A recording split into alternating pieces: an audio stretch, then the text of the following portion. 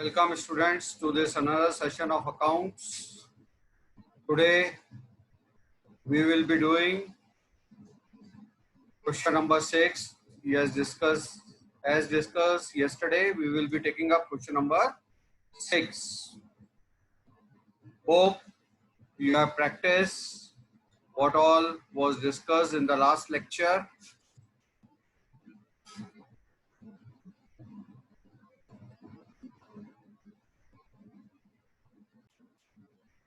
Yes, let us start with question number 6. Following trial balance of Shreyas and Runal and the adjustment, you are required to prepare trading P&L for the year ending 31st March 2019 and a balance sheet is on that date. So going through the trial balance, capital account, the balances of Shreyas and Runal will be transferred to their capital account. Purchases, sales, we have discussed, they will go to trading account. Bill receivable, bill payable, bill receivable, amount we have to recover, it is an asset. Bill payable, amount we have to pay, it is a liability. Commission. You see, commission can both be an income as well as an expenditure. Here it is given on the debit side. So if it is on the debit side, it is an expenditure. Salary is an expenditure. Both commission and salary are indirect expenditure. Then insurance bracket में दे रखा है 9 महीने और it is 9,000. देखिए, आज मैंने आपको sir का एक वीडियो लेक्चर भेजा जिसमें इस तरह के एडजस्टमेंट को क्या कहते हैं, हिडन एडजस्टमेंट, आपको डिटेल में समझाया गया है. इसका मतलब क्या है, देखिए इमीडिएटली जैसे ब्रैकेट में दे रखा है, एक्सप्रेसली आपको कुछ भी नहीं कह रखा है, लेकिन इमीडिएटली आपके दिमाग में घंटी बजनी चाहिए कि 9 मंथ है. ये हिडन एडजस्टमेंट. साल में कितने महीने होते हैं? साल में 12 महीने होते हैं. हमने इंश्योरेंस केवल 9 महीने का पे किया है, तो 3 महीने का पे करना बाकी है. 9 महीने का कितना? 9,000 रुपये दिए हैं, तो 3 महीने का पे करना बाकी है. वो कैसे कैलकुलेट करेंगे वो मैं आपको जब सम करता हूं तब समझाता हूं. Prepaid rent. प्रीपेड रेंट देखते ही आपको लगेगा अरे रेंट में से माइनस कर दो, लेकिन अपन 2 बार पहले भी डिस्कस कर चुके हैं. अगर प्रीपेड रेंट ट्रायल बैलेंस में आता है, इसका मतलब यह है कि इसका एडजस्टमेंट हो चुका है, ये ऑलरेडी रेंट में से माइनस हो चुका है. अब ये क्या है? प्रीपेड रेंट है, तो ये अपना क्या है? असेट है. ये सीधा कहां पे जाएगा? बैलेंस शीट में, असेट साइड में. इसको कहीं प्लस माइनस करने की जरूरत नहीं है. Sundry creditor, debtor, creditor liability and debtor asset, they will go on in the balance sheet. Postage, it is an indirect expenditure, it will go in the P&L account. Freehold premises. Lecture number 7 में मैंने काफी अच्छी तरह से समझाया था freehold premises का मतलब क्या होता है. ये अपना असेट है और ये बैलेंस शीट में असेट साइड में जाएगा. फर्नीचर भी असेट है, बैलेंस शीट में asset side. Bed date. Bed date क्या है? ये अपना लॉस है. सारे एक्सपेंसेस, लॉसेज, ये इनडायरेक्ट नेचर का लॉस है और ये P&L अकाउंट में जाएगा. Cash in hand, cash at bank, ये अपना क्या है? असेट है, बैलेंस शीट में असेट साइड में जाएंगे. Carriage inward. कैरेज इनवर्ड कई बार डिस्कस कर चुके हैं, ये डायरेक्ट एक्सपेंडिचर है. सारे डायरेक्ट एक्सपेंडिचर कहाँ जाते हैं? ट्रेडिंग अकाउंट में. Carriage outward. Carriage outward indirect expenditure है और ये P&L अकाउंट में जाएगा.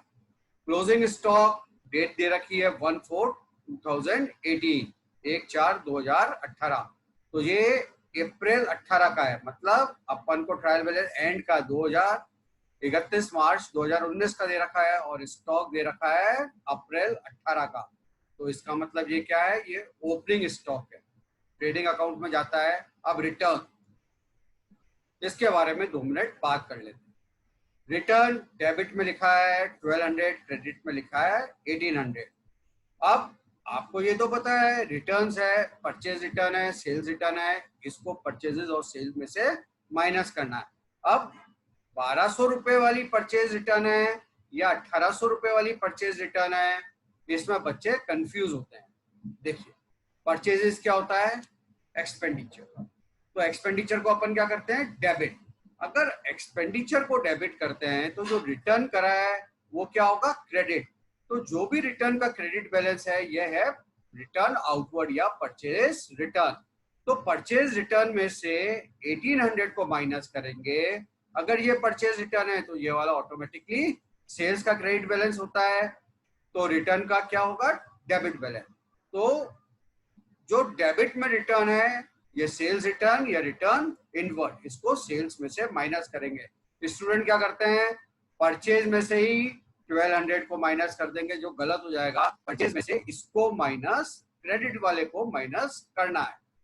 ठीक है बच्चों, लॉजिक भी आपको समझा दिया। परचेज का डेबिट बैलेंस होता है तो रिटर्न का, परचेज रिटर्न का क्रेडिट बैलेंस होगा। सेल्स का क्रेडिट बैलेंस होता है तो सेल्स रिटर्न का डेबिट बैलेंस होगा।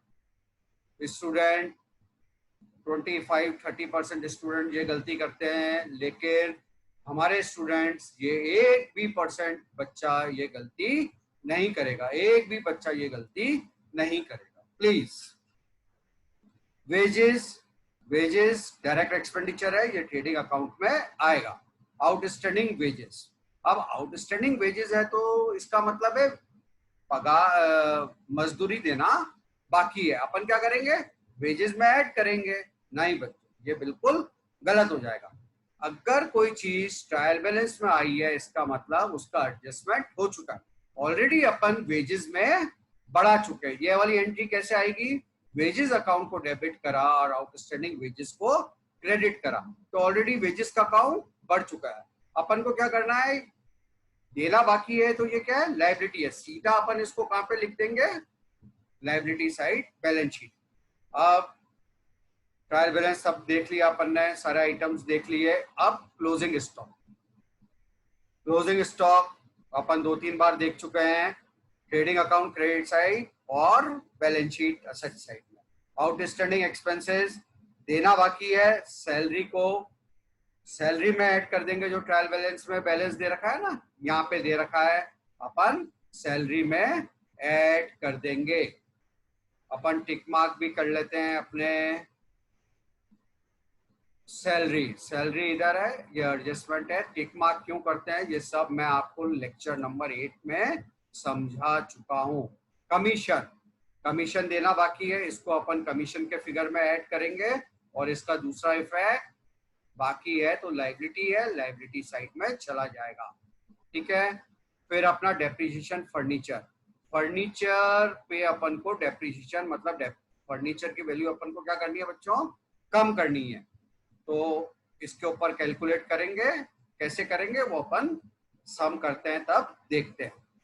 अब प्रोवाइड फर्दर बेड डेट का है अपना, ये रहा। अपन को क्या करना है, ये तो बेड डेट हो गए, अपन को 31 मार्च के बाद पता पड़ता है कि 1200 रुपए और अपने बेड डेट हो गए, तो अपन क्या करते हैं, इस जो 1200 रुपए और हुए बेड डेट में ऐड कर देंगे और इसका दूसरा इफेक्ट आ जाएगा, डेटर्स में से माइनस होगा।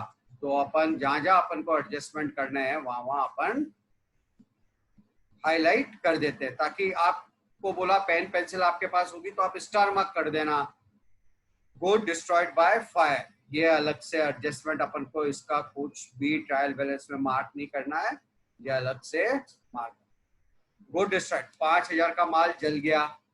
लेक्चर नंबर 5 में इसका रेफरेंस है, वहां पे डिटेल में और देख लें। यहाँ पे आपको मैं पासिंग रेफरेंस दे देता हूँ। अपन ने जो भी खर्चा करा था उसमें से 5000 का नुकसान हो गया। ये नुकसान इनडायरेक्ट नुकसान है, तो जो अपन ने डायरेक्ट खर्चा करा था उसको अपन क्या करते हैं, कम कर देंगे। अपन ट्रेडिंग अकाउंट के क्रेडिट साइड में क्या 5000 रुपया लिख देंगे और इंश्योरेंस कंपनी अपने को 2000 देती है। देखो 5000 का नुकसान हुआ, इंश्योरेंस कंपनी ने 2000 दे दिए, तो अपना लॉस कितना हुआ, 3000 रुपए का। ये 3000 का लॉस क्या है, अपना इनडायरेक्ट लॉस है। कौन सा लॉस है, इनडायरेक्ट लॉस। अपन इस लॉस को P&L अकाउंट में 3000 रुपया लिख देते हैं डेबिट साइड में, 2000 रुपया अपन को इंश्योरेंस कंपनी से लेना है, तो जो लेने हैं वो आपका असेट है, क्लेम रिसीवेबल। अपन इसको बैलेंस शीट के असेट साइड में लिख देते हैं। कैसे अपन करते हैं तो देखते हैं। अब अपन सम करना चालू करते हैं बच्चों। या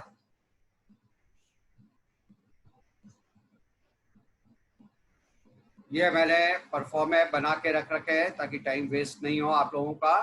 अब अपन वन बाय वन चालू करते हैं। ये आपका सम रहा, आपका ये पेज नंबर 37, क्वेश्चन नंबर 6, आपकी टेक्स्ट बुक का पेज नंबर 37। ठीक है, कैपिटल अकाउंट, कैपिटल बैलेंसेस दे रखे हैं, अपन इनको कैपिटल अकाउंट में ट्रांसफर कर देते हैं बाय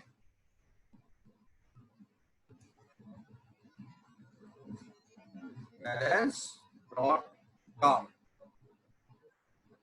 कितना है बच्चों, देखते हैं अपन 35 एंड 20,000, 35,000 एंड 20, ये अपन ने यहाँ पे लिख दिया। उसके बाद परचेजेस, परचेजेस में देखिए रिटर्न भी था, क्या था, रिटर्न भी था। तो अपन को ये क्या है, अपन को इसको हाईलाइट कर देना है, परचेज रिटर्न और सेल रिटर्न हाथों हाथ ही कर देना। जैसे ही आप रिटर्न देखते हो आपको तभी यहाँ पे हाईलाइट कर देना चाहिए। अब अपन ने हाईलाइट कर रखा है, इसका सिग्निफिकेंस क्या है, अपन को इनर कॉलम में लिखना है। कौन से कॉलम में लिखना है, इनर कॉलम में। तो अपन ट्रेडिंग अकाउंट में जाके इनर कॉलम में लिखते हैं टू परचेज। पहले तो बच्चों ओपनिंग स्टॉक आएगा, नेक्स्ट लाइन में अपन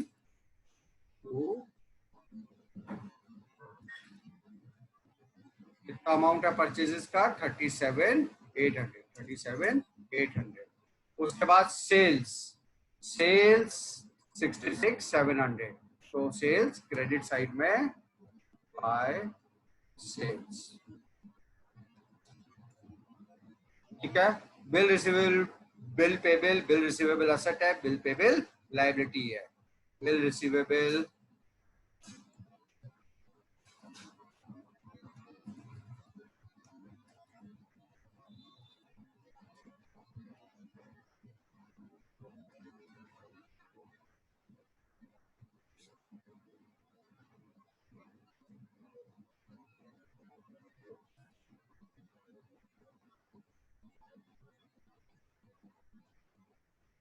बिल रिसीवेबल आपका 8,000 है, आउटर कॉलम में 8,000 लिख देंगे। और बिल्स पेबल,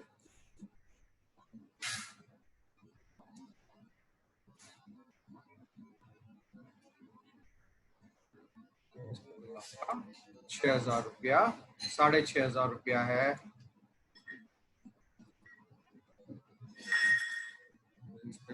₹6,500।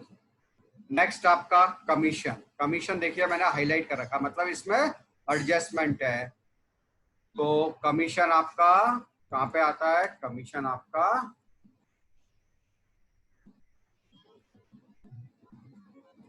कमीशन, कमीशन का अमाउंट आपका 2,400 था, 2,400। अब इसमें एडजस्टमेंट है, अपन नीचे देखते हैं कमीशन आउटस्टैंडिंग है, आउटस्टैंडिंग ₹400, मतलब देना बाकी है, देना बाकी है। एड आउटस्टैंडिंग ₹400, तो अपना टोटल अमाउंट हो गया 2,800। अब ये जो ₹400 दो जगह जाता है ना, नीचे दे रखा, जो भी ट्रायल बैलेंस के नीचे ये एडजस्टमेंट दे रखे हैं ना, सबके दो इफेक्ट होते हैं। तो दूसरा इफेक्ट कहाँ होगा, आउटस्टैंडिंग है, तो ये कहाँ जाएगा, लाइबिलिटी साइड में। कहाँ जाएगा, लाइबिलिटी साइड में। आउट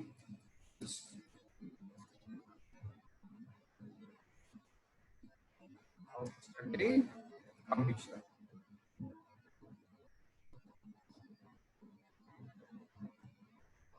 ₹400 आपका देना बाकी है। अब नेक्स्ट क्या आपका सैलरी, सैलरी भी हाईलाइट कर रखा है, ये इनर कॉलम में लिखेंगे।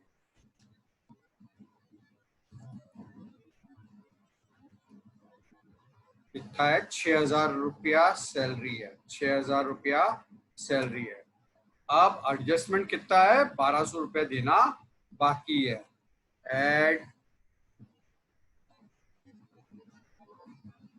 आउटस्टैंडिंग 1200 रुपया देना बाकी है, तो ये 7200।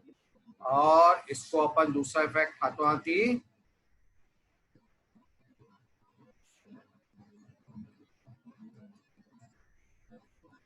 आउटस्टैंडिंग सैलरीज 1200, ठीक है। ये दो एडजस्टमेंट अपन कई बार देख चुके हैं। अब है नेक्स्ट अपना इंश्योरेंस। ये क्या है? 9 महीने का। तो ये क्या है? Hidden adjustment. इमीडिएटली आपकी बत्ती जलनी चाहिए। ये क्या है? Hidden adjustment. ये इनडायरेक्ट खर्चा है इंश्योरेंस। ये इनर कॉलम में लिखा 9,000 रुपया। अब 9 महीने के पैसे अपन ने दिए हैं, तो अपने 3 महीने के देने बाकी है। वर्किंग इंश्योरेंस 9,000 रुपया अपन ने दिए हैं, कितने महीने के? 9 महीने के। तो अपना 1 महीने का खर्चा कितना हुआ बच्चों? अपन 9,000 को डिवाइड करते हैं 9 से, तो 1 महीने का खर्चा आपका कितना हो गया? 1 महीने का खर्चा 1,000 रुपया। तो आपका 3 महीने का बाकी है ना खर्चा, तो 3 महीने का खर्चा कितना हो गया? 1000 इंटू 3, 1000 इंटू 3, तो आपका कितना हुआ? 3,000 रुपया आपका देना बाकी है। देना बाकी है तो आपको क्या करना पड़ेगा? खर्चे को बढ़ाना पड़ेगा। तो खर्चे को बढ़ाने के लिए आप क्या करते हैं? ऐड कर देते हैं 3,000 रुपया। 3,000 रुपया तो आपका कितना? टोटल खर्चा साल का 12,000 हो गया। अब ये जो देना बाकी है ये क्या है? आपकी लायबिलिटी। तो लायबिलिटी को आप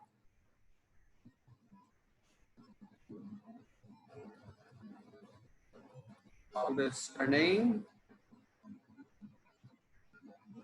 इंश्योरेंस कितना है? 3,000 रुपया। कितना है? 3,000 रुपया।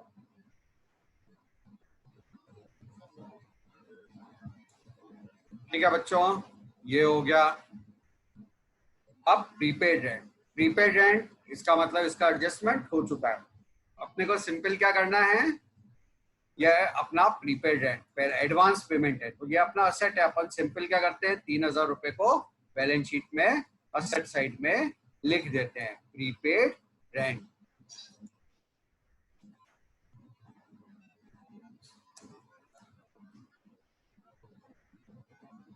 आपका अमाउंट है 3,000 रुपये। 3,000 रुपये। अब उसके बाद क्रेडिटर लायबिलिटी है, डेटर्स में एडजस्टमेंट है, sundry creditors.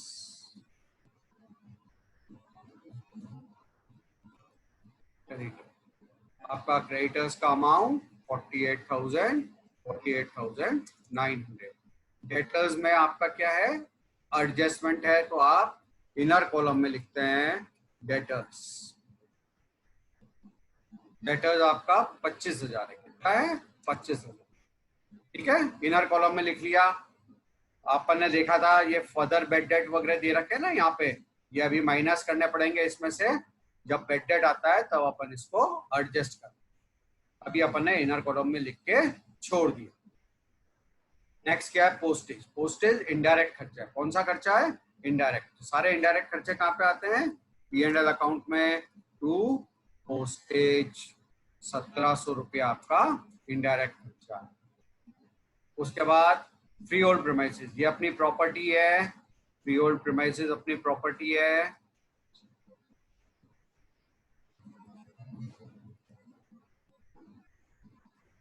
Free hold premises ये 17,300 का बैलेंस है, इसका अमाउंट है, अपन ने लिख दिया। उसके बाद फर्नीचर हाईलाइट कर रखा है अपन ने, आप स्टार मार्क करोगे, इसका मतलब इसका एडजस्टमेंट करना। फर्नीचर 20,000। कितना है? ये 20,000 रुपया अपन ने लिखा। अब इसमें से अपन को क्या करना है? डेप्रीशिएशन माइनस करना है। इसमें डेप्रीशिएशन है लेस डेप्रीशिएशन। कितना अमाउंट है डेप्रीशिएशन का? 10%। तो वर्किंग नोट में जाते हैं, 20,000 अमाउंट है, 10% रेट है, कैलकुलेट करेंगे 20,000 इंटू 10/100। परसेंटेज का मतलब 10/100 ही तो होगा ना। तो ये 2,000 रुपए का डेप्रिसिएशन है, इसको इसमें से माइनस कर देंगे फर्नीचर में से, और दूसरा इफेक्ट P&L अकाउंट के डेबिट साइड में।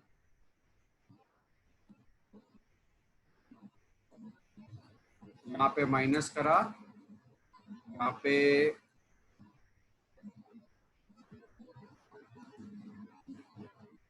और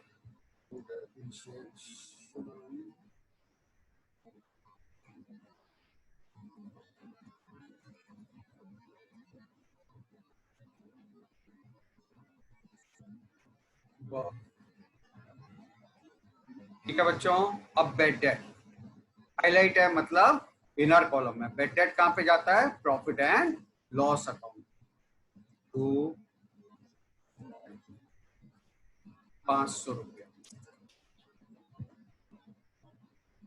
अब अपन देखते हैं फर्दर बेड डेट 1200 रुपये, मतलब जो अपन ने बुक्स ऑफ अकाउंट में 500 रुपये प्रोवाइड कर दिया था ना, ये 500 रुपये लिख दिया था, इसके अलावा 1200 और है, तो अपन क्या करो, इसमें ऐड कर दो। क्या करो? ऐड फर्दर बेड डेट, या इसका दूसरा नाम आप नो बेड डेट। तो ये इसका टोटल कितना हो गया?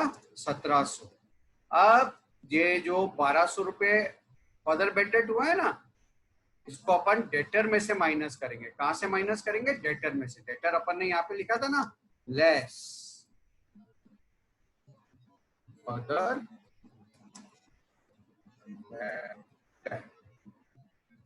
1200 रुपये। तो ये इसमें से अपन माइनस करेंगे। नेक्स्ट कैश इन हैंड और कैश एट बैंक, ये आपके क्या है? असेट है।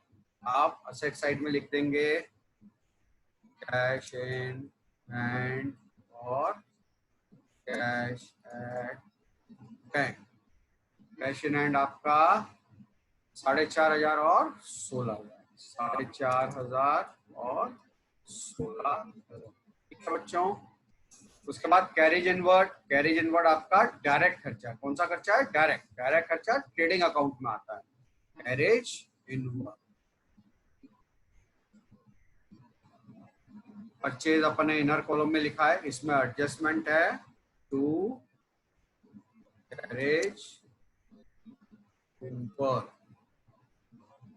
सीधा आउटर कॉलम में कैरेज इनवर्ड 800 रुपये। कितना? 800 रुपये। और कैरेज आउटवर्ड यहाँ पे लिख देंगे to carriage outward. Carriage outward आपका 1700 रुपया। ठीक है। उसके बाद स्टॉक, शुरू का स्टॉक है, ओपनिंग स्टॉक 22,500।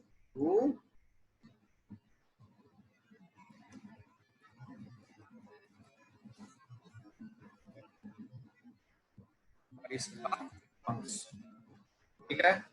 रिटर्न, ये डेबिट बैलेंस है। डेबिट बैलेंस रिटर्न इनवर्ड या सेल्स रिटर्न का होता है, तो इसको सेल्स में से माइनस करेंगे। कहां से? सेल्स में से। Less returns. तो 1,200 रुपया इसमें से माइनस करेंगे, और दिस माइनस दिस आपका। ठीक है। आप नेक्स्ट आपका जो आइटम है वो है परचेज रिटर्न। परचेज रिटर्न आपका कितना दे रखा है बच्चों? 1800। कितना दे रखा है? 1800। ये जो क्रेडिट का था ना,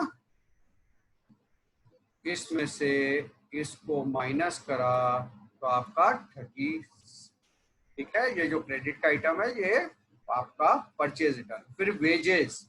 वेजेस आपका डायरेक्ट खर्चा है, इसको अपन ट्रेडिंग अकाउंट में लिखते हैं टू वेजेस। वेजेस कितना है? 3100। 31। अब लास्ट आपका आइटम क्या है? आउटस्टैंडिंग। आउटस्टैंडिंग वेजेस देखते ही इसमें ऐड मत करने लग जाना। ये ट्रायल बैलेंस के नीचे नहीं दे रखा है, एडजस्टमेंट में नहीं दे रखा है, ये ट्रायल बैलेंस में दे रखा है। इसका मतलब इसका एडजस्टमेंट हो चुका है। सिंपल, ये लायबिलिटी है और लायबिलिटी को बैलेंस शीट में बता देंगे। ट्रायल बैलेंस में जो भी चीजें आती है सब एक जगह जाती है। लेक्चर नंबर 8 शुरू के 10-15 मिनट में मैंने बहुत डिटेल में डिस्कस कर रखा है। आउटस्टैंडिंग वेजेस अपन क्या करेंगे?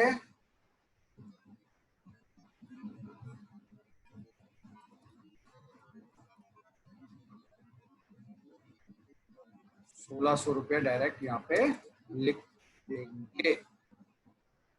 ठीक है, सब आइटम्स हो गए। अब एडजस्टमेंट देखते हैं। क्लोजिंग स्टॉक सबको पता है, ट्रेडिंग अकाउंट क्रेडिट साइड और बैलेंस शीट असेट साइड। ठीक है, क्लोजिंग स्टॉक ₹20,000 है।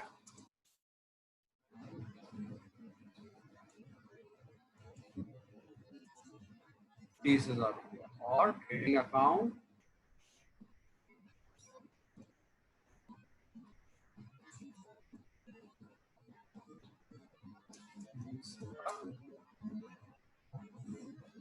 ये कर चुके अपन। सैलरी कमीशन ये भी कर चुके हैं, ये भी कर चुके हैं। Gold destroyed by fire and insurance company admitted the claim of 2000 5,000। तो जो 5,000 आपने जो 36,000 का खर्चा करा था ना, इसमें से 5,000 जल गए तो लॉस हो गया। तो ये डायरेक्ट लॉस तो है नहीं, ये इनडायरेक्ट लॉस है। तो आपको क्या करना पड़ेगा? इस खर्चे को कम करने के लिए आपको वो यहाँ पे क्रेडिट साइड में लिखना पड़ेगा, by good destroyed by fire 5,000। देखिए वापस बता रहा हूँ, 36,000 का खर्चा करा लेकिन 5,000 के जल गए। तो ये जो जल गए ना, ये अगर नुकसान है तो ये इनडायरेक्ट है। तो वो 36,000 का खर्चा मैं पूरा यहाँ नहीं बता सकता हूँ। 5,000 का ये इनडायरेक्ट लॉस है। तो मैं इस 36,000 को कम करना है। कम करने के लिए मेरे को क्रेडिट साइड में लिखना होगा, या डायरेक्ट यहाँ पे इसको इनर कॉलम में लिखूं 36,000 को और यहाँ पे लेस कर दूं। लेकिन प्रेजेंटेशन के हिसाब से ऐसे लिखना ज्यादा अच्छा रहता है। अब अपन समझते हैं 5,000 का माल जल। इंश्योरेंस कंपनी ने कितने का क्लेम एडमिट करा? 2,000 का। कितने का? 2,000 का। 2,000 का। 2,000 रुपया अपने को इंश्योरेंस कंपनी दे देगी। तो 5,000 का नुकसान हो, जल गया सामान, 2,000 इंश्योरेंस कंपनी देगी। तो अपना नुकसान कितने का हुआ? 5 में से 2 गए, 3,000 रुपया। तो 3,000 रुपए का नुकसान है। तो इस नुकसान को कहां पे लिखेंगे? इस नुकसान को अपन to loss by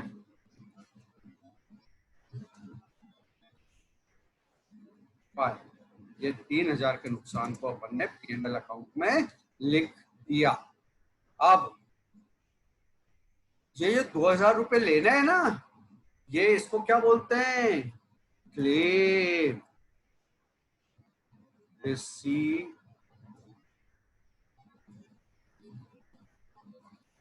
claim receivable. तो जो क्लेम रिसीवेबल है ना, अपन को किसी से पैसा वसूल करना है, तो ये अपना क्या है? असेट है। क्या है? असेट है। इसको अपन बैलेंस शीट के असेट साइड में लिख देते हैं। क्लेम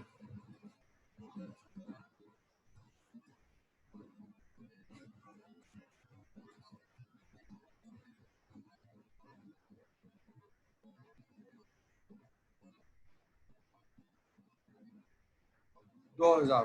कितना? 2,000। ठीक है बच्चों, ये इंश्योरेंस कंपनी से लेना है और 3,000 का नुकसान अपन ने यहाँ पे लिख दिया। ठीक है, सारी चीजें हो गई अपनी, कुछ छूटा नहीं है अपन से। अब अपन क्या करते हैं? बैलेंस। ट्रेडिंग अकाउंट को बैलेंस करेंगे, P&L को बैलेंस करेंगे। बैलेंस मतलब टोटल लगाएंगे और ग्रॉस प्रॉफिट या ग्रॉस लॉस निकालेंगे। ये आपका टोटल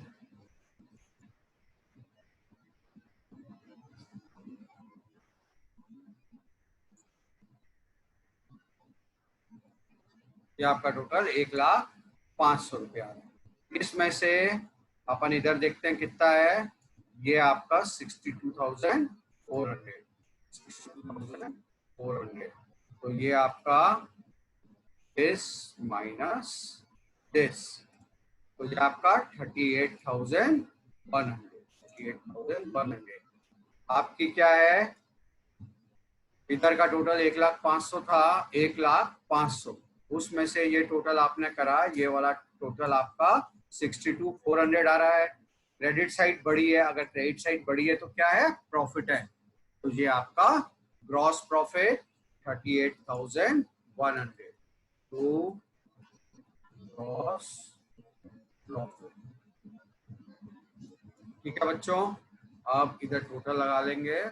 सम आपका इधर का सम कितना ही आएगा, यहाँ पे टोटल लिख देंगे, टोटल इधर भी टोटल लिख देंगे और इसको हटा देते हैं। इसको क्या करते हैं, हटा देते हैं।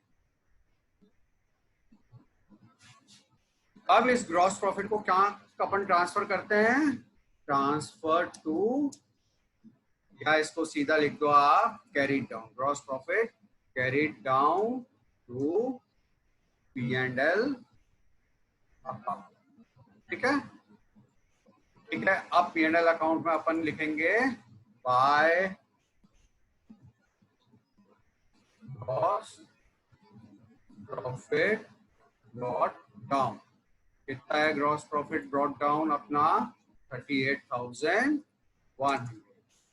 और कोई दूसरी इनडायरेक्ट इनकम नहीं है। और अपन इसका टोटल लगाते हैं 38,100।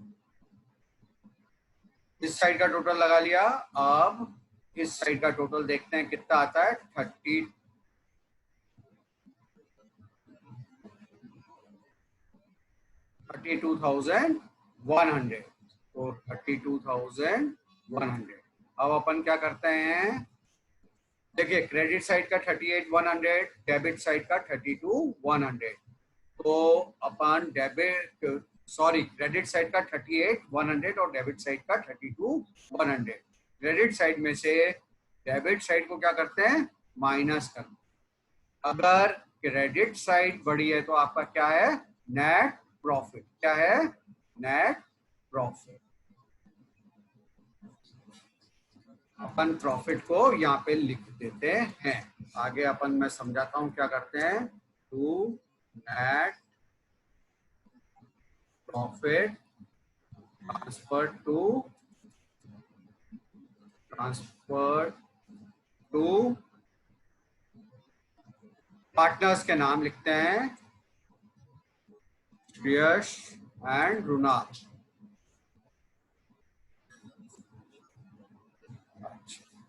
ये 6,000 का प्रॉफिट था, ये अपन को श्रेयस और रुनाल को ट्रांसफर करना है। अब अपन अपने क्वेश्चन में जाते हैं। लास्ट लाइन में दे रखा है ये प्रॉफिट शेयर करते हैं इन द रेशियो ऑफ 2:1। तो अब इसका डिवीजन करना आपको समझाता हूँ। 6,000 का प्रॉफिट है बच्चों, और ये शेयर करते हैं 2:1 में। तो अपन क्या करते हैं, 2 और 1 की टोटल लगाते हैं, ये 3 आती है। तो 6,000 बांटना है, एक को देना है 2/3 और एक को देना है 6,000 का 1/3। तो 6,000 इंटू 2/3 आपका 4,000 आएगा एक को, और एक को 3,000 आएगा। समझ में आई ना बात। वापस एक को 4,000 आएगा और एक को 2,000 आएगा। तो 4,000 इसको आया और 2,000 इसके हिस्से में आया, और ये आपकी टोटल 38,100। 38,100 इसको डिलीट करेंगे, नीचे वाली कॉलम में 38,000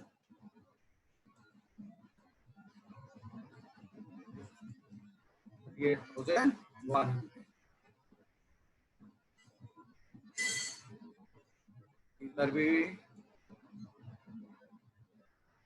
अब इधर टोटल लिख देंगे, टोटल, और इधर भी टोटल लिख देंगे। ठीक है। अच्छा, अब के जो इनका प्रॉफिट है पार्टनर्स के कैपिटल अकाउंट में ट्रांसफर कर देंगे by profit and loss account. कितना है? 4000 और 2000, और ये 4000 और 2000 ट्रांसफर कर दिया। अब इसकी टोटल लगा लेंगे 39,000 और इसकी 20 और 2 22,000। ठीक है, ये टोटल, और यहाँ पे लिख देंगे टू carried down 39,000 और 22,000। ठीक है, और यहाँ पे टोटल लिख देंगे 22,000। ठीक है बच्चों, यहाँ पे भी। अब इस बैलेंस को कहाँ पे ट्रांसफर कर देंगे? बैलेंस शीट में। कहाँ पे? यहाँ पे लिखेंगे पार्टनर्स